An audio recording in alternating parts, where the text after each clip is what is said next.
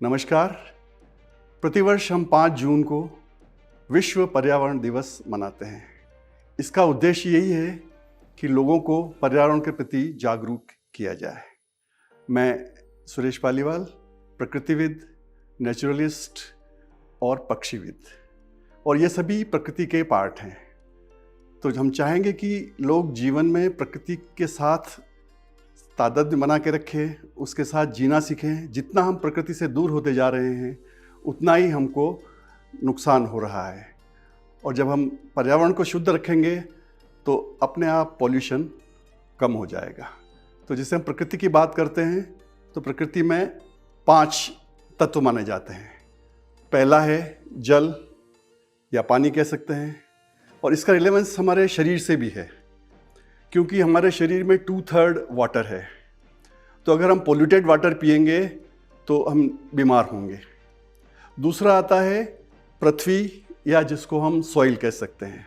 Soil very important, क्योंकि इसी से हम अनाज उगाते हैं, फसल उगाते हैं, सब्जियां उगाते हैं और उनको हम खाते हैं।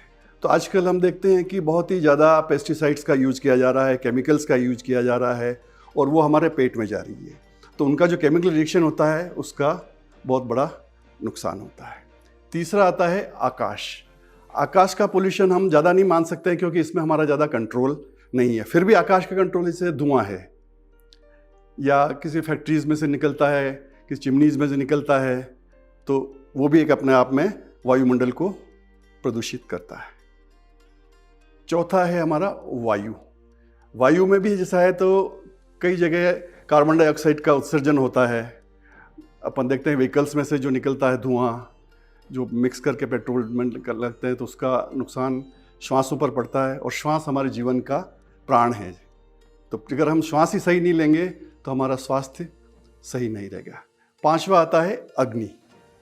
अग्नि का सबसे बड़ा सोर्स, या कहते हैं एनर्जी का सबसे बड़ा सोर्स अगर है तो वो है सूरज, और वो प्रकृति से हमको जो विटामिन डी मिलता है, ये अपने आप में आपको दवाई लेने की ज़रूरत नहीं पड़ती है। तो ये जो पांचों जो एलिमेंट्स बोलते हैं ये तत्व हैं, और पूरा जो ब्रह्मांड है उसमें सिवाय इसके कोई चीज़ नहीं है। सभी चीज़ें इसी से बनी हुई, इनका ट्रांसफॉर्मेशन होता रहता है। जिसे हम कहते हैं जब हमारी डेथ होती है कहते हैं कि 5 तत्वों में विलीन हो गए, मीन्स हम जहाँ से आए थे वहीं पे वापस चले गए।